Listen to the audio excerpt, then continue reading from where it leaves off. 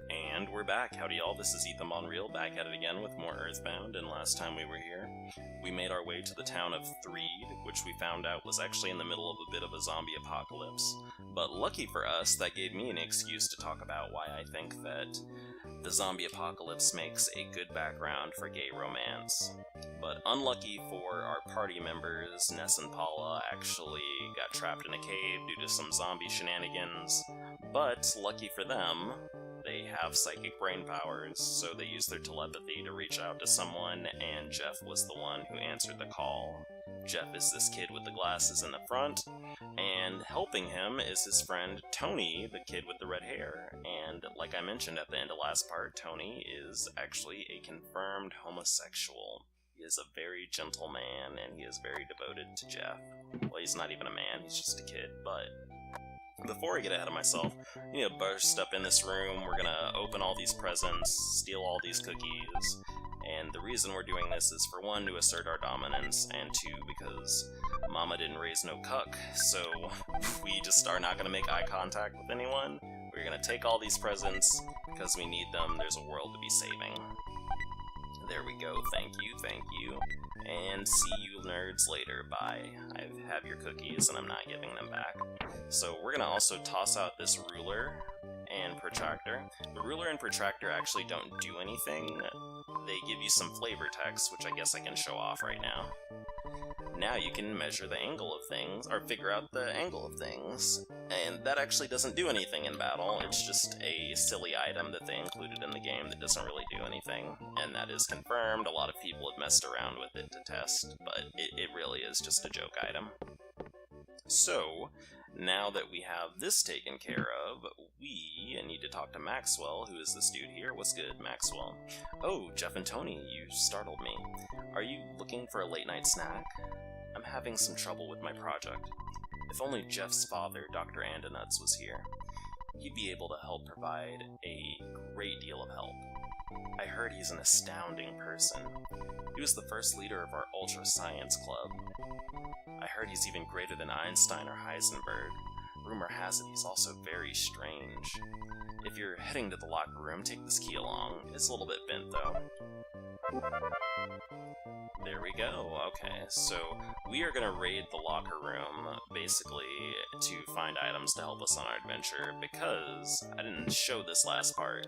Jeff is level fucking 1, so it's gonna be pretty rough for us to get through the next section of the game. We're gonna have to grind on bit on screen, or grind a bit on screen. And lucky for y'all, what that means is I get to talk about the gay shit y'all come here for while I grind, because I don't like editing the video out to get the grinding out, because I want y'all to get the full Earthbound experience. So I think the first thing I'm going to talk about is Tony here. Like I said, he is a confirmed homosexual, very gentle man, with a very cute hat. I like his little hat that's on his head, and he is actually a very derisive character in the fandom historically, once he was confirmed to be gay. Basically, a lot of people just, like, really hated him for no reason. It was kind of like when Tingle was added to the Zelda franchise, and people would just, like, always talk about hating him, and that was, like, the edgy, cool thing to do in the early 2000s. Well, Jeff was a little, or not Jeff, Tony was a little bit similar, but to a lesser scale. People either really loved or hated Tony, really for no reason other than he was gay, but, you know, you just gotta roll with it. That's just how times was. And I mean, they're still like that a little bit, but they're definitely a little bit different. There's a lot of novelty in having gay characters. But, anyway, his whole shtick is basically that he is in fucking love with Jeff, hopelessly, and a lot of people interpret Jeff as being very indifferent to Tony, which is sad, but it's also really relatable, because it's like, at one part of you wants to have, like, gay romance, but the other part of you wants to reflect reality, where it's like, I mean, a lot of us just have unrequited romances, which is kind of sad. And that actually reminds me, oh man, okay, so I have this story I'm gonna tell. So I had this crush on this dude in high school who was named Fabian, and man, I wanted him to obliterate me. Like, I wanted him to break me in half, like, half like a Kit Kat bar, dude. Like, you do not, you do not understand. Like, I remember vividly thinking that, looking at him and being like, man, I just want him to dig his jawline into my dainty places, because he had a really, really powerful jaw, and he was just he's a little bit, you know, for like a 17-year-old, he was kind of rugged too. It was really, he had like 5 o'clock shadow, even though he was like 17, and I was all about that. I was ready to ride that face, but, he was straight, and also he didn't like me, because he actually could tell I had a crush on him, because I was always staring at him, and he actually confronted me about it one day, which was a little bit awkward, but I was ready to, like, go the entire mile for this dude. If he had have asked me to drop everything in my life, and just, help him save the world or whatever, I would have just fucking done it, but, you know, things didn't work out that way. As a consolation prize, though, I did get to see him in a speedo, because he was a swimmer at our school, and he was apparently really good at it, and I was volunteering at a local pool, and I saw him in his speedo, and it was also, like, I don't know what homosexual in history designed speedos, but like those things are really like inappropriately tiny in a lot of ways. Like, I could basically see that dude's urethra, and I remember literally saying that, like, in my head. I was like, I can see that dude's wiener hole through that speedo. But, you know, now I'm not as enamored with the idea of being with straight guys, and I'm not really about dedicating myself to people like that, but that's kind of something that I think you learn being gay in a lot of ways, and as always, I've talked about this a little bit before, but basically what ends up happening... Oh my gosh, see, this is what happens when you talk and play at the same time. But what you learn is basically, in order to get people to like you, you have to, like, really go out there for them, even if it's, like, your family, so... You have to just do things to impress people or get them to like you, either by, like, being a really good student or just being, like, a really good friend who's always there for the straight guys in your life. But as you get older, you learn that you don't always get what you want from that, and the answer to what you want is usually respect or love, but people tend to take advantage of that a lot. And that's something I learned the very hard way, because I had another crush on another straight guy who I've also mentioned before. I'm kind of mean to him now. Basically, I would just do anything for that dude when I was younger, and I was, like, really obsessed with him, and, like, his happiness was my priority. But I realized it was because I felt bad about myself, and I was trying to prove that I deserved to be liked by him. Which, you know, that's sad and gay, but sad and true. That's just something I've noticed a lot of us do. Especially for, like, the straight best friends we have. We tend to really try to be there for them and get close to them, but they can't necessarily return it the way we want them to, because they're straight, which is sad. But, you know, you gotta get into it. And it also is complicated further by the fact that straight guys will occasionally, like, experiment with dudes. And that's just a fact of life. You know, I'm gonna throw away one of these cookies after this battle so that I don't have to deal with the screen. Actually, I'll eat 2 of them so that... Nah, I'll eat 1. That's just a fact of life. We have many unrequited crushes because, spoilers, most guys are straight. It sucks, but it's life. So... I should probably recap what the fuck is going on in the game, because I spent like the last 3 minutes just talking about random shit. We went to the department store, there was a monkey in it. It was annoying, so someone offered to give us some gum to get rid of the monkey, and then the monkey followed us out. And now we have a monkey for our party member. That's pretty cool, so we immediately upgraded from Tony to a monkey that can chew bubblegum, which is handy, because that bubblegum will actually come in handy very soon. But in the meantime, we are going to be grinding here just a little bit on screen, like I said, so that y'all get the full effect of playing Earthbound for real, because I don't want y'all to be mistaken for what this game is like if you actually play it yourself, because it is really like this. You gotta grind a little bit to comfortably make it through, because the status effects fucking suck in this game. No, I don't want to throw anyway. Yes, I'll leave it behind. And I'm actually just gonna get rid of another one of these cookies, this is a little bit annoying. There we go, thank you. What else did I want to talk about today? You know, this is actually a very cute section of the game, incidentally. I fucking love this part of the game. I actually really like this song, too, that is playing while you're wandering around Winters, which is the name of this area. And just, like, a lot of weird shit happens here. Like, we're gonna see a lake monster pretty soon, the monkey is gonna get a monkey girlfriend and abruptly ditch the fuck out of us. Also, if you can't notice, the monkey gets distracted very easily and will occasionally wander off or just trail behind us a bit, that's very real, because I am basically the monkey in this scenario, because I get distracted pretty easily. I don't know if I've mentioned this on screen. In addition to having dyslexia, I have pretty aggressive ADD, which shows in a lot of my speech styles. If you talk to me for a really long time and I'm like actually actively participating in the conversation, because spoilers, I'm actually I'm a bit more quiet in real life. I don't talk as much as during the videos in person.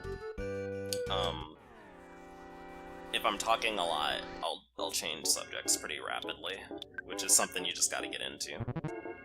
You know, I think 1 or 2 more levels is good after this. I think we're gonna just aim for 2 more levels, and then we're gonna move forward with the game here. But yeah, I have ADD. I don't know why I even brought up I had ADD. I'm a little bit sad now. What were we just talking about? This is really the struggle of doing a Let's Play, because I forget what I'm talking about a lot when I'm doing this stuff. This isn't as easy as it looks. Sometimes you forget what you're talking about and you have to awkwardly recover in the middle of the video. But you know, I'm trying to be real, and I'm not gonna pretend like I didn't forget what I was talking about. There we go. Okay, we're level 4, so yeah, we're gonna aim for level 5. Oh, you know what? One of y'all had a question for me. So Andrew asked, how do you get more okay with having gay sex or being sexual with men? And the answer to that depends on why you are uncomfortable with gay sex. So is it because you think that like anal sex is gross? In which case you should realize actually a lot of gay people don't have anal sex all the time, because it's a lot of work to prepare for, and then it just doesn't feel good to everyone. So don't let porn deceive you. A lot of people just actually make out with their partner and jerk off or just suck each other's dicks. It doesn't always go up the butt with the gays. If the other thing is you're just like, you're still uncomfortable with your sexuality and you feel uncomfortable just being with a man, I think that letting things progress naturally helps. So doing whatever you're comfortable with and then just slowly progressing more is a good start. And that's, even if your problem is the anal sex thing, that's also still good advice. Like, if you... I've met a lot of guys who are actually, like, afraid to kiss men, straight up, which isn't bad, but, like, it's pretty common, honestly. Like, they just really are uncomfortable with the idea of being intimate with a man to the degree that they would rather not speak or really look at you while you're having sex. Which is it's actually very disheartening, because, like, if you have self-esteem issues, it makes you feel kind of unattractive and ugly, but it's just kind of like a reality of dealing with homophobia, is that some of us are uncomfortable with our own sexuality. Wah wah. So, like I said, just, you know, let things progress naturally. I think that not forcing yourself to do more than what you're comfortable with is a good way to start moving towards being more comfortable with it. in both cases. Like, I don't know. I'm trying to think of what else to say here. You know, I actually was kind of turned off by the idea of having anal sex and most gay sexual stuff for a lot of my life, which is actually really funny, because if you've watched my videos regularly, you know I started having sex pretty early in my life. And despite the fact that I actually was having sex, I also was kind of grossed out by it, and I didn't really like it that much. I liked being sexual with people, but I didn't necessarily enjoy all of the things that went into gay sex. But as I got older and got more comfortable with myself and had time to explore my sexuality at my own pace, that was important. I got more into it. And it's actually kind of like a meme for me of when people come out, or like people that I meet that are like freshly out, when they're gonna get into ass eating, basically. So I've had quite a few friends who are like newly out, and they're like, ew, ass eating is fucking gross, that's disgusting. And then I'll be like smoking a cigarette in the back and being like, Miss Thing, like, I promise you are gonna learn to love it sooner or later. And the reason for that is just like, when things progress naturally, you don't go into it thinking, man, I want a tongue in my butt, or I want to put my tongue in a butt. But it ends up happening. It ends up happening. It's like clockwork. They just always end up being like, okay, so you were right, it is amazing. And I believe that with all of my heart and soul. But we need to take a break from this conversation, because it's 17 minutes in, and we haven't really made that much progress, so let's go ahead and talk to these dudes. I heard that the wind is always blowing when Tessie appears. Achoo! I feel like I'm catching a cold. Tessie may unexpectedly be living in the woods. I personally think so. So Tessie is actually a dinosaur that is basically kind of like the Loch Ness Monster that lives in this area.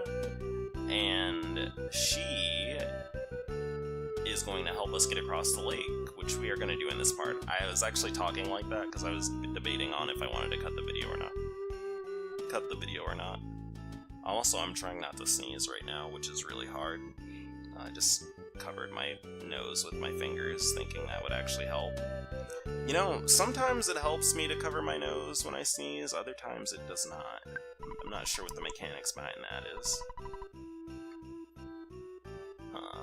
So we're looking for the tent that has a bed in it so that we can go to sleep. I'm the cook for the Tessie Watching Club. How about some stew? No, there's no need to pay me. There we go. So this will let us go to sleep, and we're getting a message from Paula. You are a friend who I have never met before. Jeff, head south. I am Paula. If you hear this message, go to the south. Working through the night, Jeff fixed the broken spray can. After being fixed, the spray can became the defense spray. So that's actually a very neat part of the game.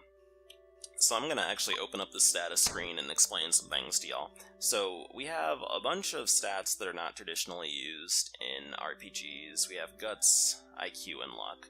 Guts determines your critical hit rate, and then also your chance of surviving being killed. You will hang on with 1 HP if your Guts activates, if you would normally be killed. Your IQ determines how much PP you gain per level, and your luck determines something that doesn't end up mattering that much, in my opinion. I don't remember what it is, but it's not important if I don't remember it, I guess. But what happens with Jeff is, as you may or may not notice, Jeff does not have psychic powers, but he does have IQ. His IQ actually lets him repair items overnight when he is asleep. Or when other characters are sleeping. He's not like sleep repairing stuff, that'd be kind of weird, but the higher your IQ with Jeff, the more likely you are to repair things, and certain items that are broken can only be repaired once his IQ is at a certain level. And actually, he can make some pretty cool stuff like bazookas and rocket launchers. And I should also probably mention Jeff uses guns as his primary weapon. Which you can see here, we have the pop gun equipped. Alright, so it is morning now. This is what we've been waiting for. Finally, it's coming out. Oh, excuse me? Tessie is emerging. He just farted on us. It's fucking disgusting. what a cute little monkey. Would you like a piece of gum? Maybe monkeys don't like gum. Well, this one does, but he already has his fill. So, what we need to do now is walk over... Oh, I guess we're getting snapped up now. Yo, what's good? What's good? Pictures taken instantaneously. I'm a photographic genius if I do say so myself. Okay, get ready for an instant memory. Look at the camera. Ready, say, fuzzy pickles. Wow, what a great photograph. It will always bring back the fondest of memories. Damn, boy. Okay, well, he's in and out. So, we need to walk over here, and we will do the Tessie summoning ritual. Give me some gum, now. I'll take care of everything. What kind of demonic ritual? Oh my gosh, this is pretty cool. Man, this is peak 16-bit graphics right here. Oh man, Tessie looks looks very cool, I guess. I guess that's a nice way of putting it. So she looks a little bit silly, but she's shaped like a friend. So we're gonna ride Tessie southwards because that is where Threed is in comparison to us. So we're just gonna keep going south until we run into Ness and Paula. And we're treated to a bit of a cutscene, a very relaxing one too. It's kind of nice seeing Jeff and Bubble Monkey travel down on this giant purple dinosaur that just kind of glides across the water.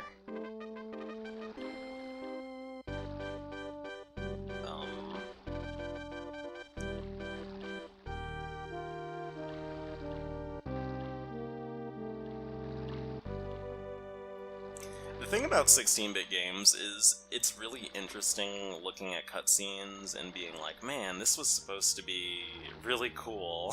And I don't mean that in a mean way, but like you can tell that someone like really put in a lot of work on a 16-bit scene, because they really make you spend a lot of time on that scene. You can't just skip over it. But oh well, we made it across the lake, we escaped the boarding school, and now we are down here. There's some goats that want to fight. But I think now is actually a good time to cut the video, just because I've been talking a lot, we've been grinding a lot on screen, and I don't want the video to be 25 minutes again. So I want to thank y'all for watching, as always. I don't know when I'm gonna have a Dream Daddy video out, just because I have been working a bit more, and on days I work, I do not want to record anything that requires me to read a lot, because I'll fuck up because I'm tired, but oh well. We'll see when I do it. In the meantime, thanks for watching, y'all. Have a good one, and goodbye.